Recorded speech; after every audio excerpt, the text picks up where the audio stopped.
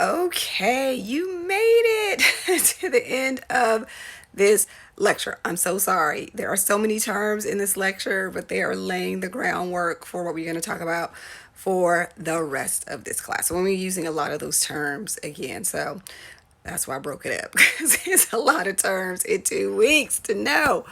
Okay, so what did we learn this week, right? So we got a good rundown of the textile industry and the careers that are connected to it. We got an understanding of different types of fibers and the effect that it has on a textile. We explained some properties and characteristics of textiles. We became familiar with a whole bunch of terminology that are used to communicate textile fibers and help us understand what the end use is based on knowing all these terminologies, right? We now know the sources of the main textile natural fibers, right? So cotton, flax, linen, wool.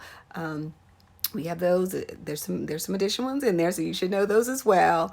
And we now know the difference between a natural fiber and a manufactured fiber. So this chapter was a lot. It was a lot of information, and that's why I make it over 2 weeks so you have time to absorb it, okay?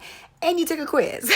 And you took a quiz in there too. So all right, so moving on, next week we're going to talk about color in the next module. Again, as always, there's going to be some terms, but not as many as there were for fiber, all right?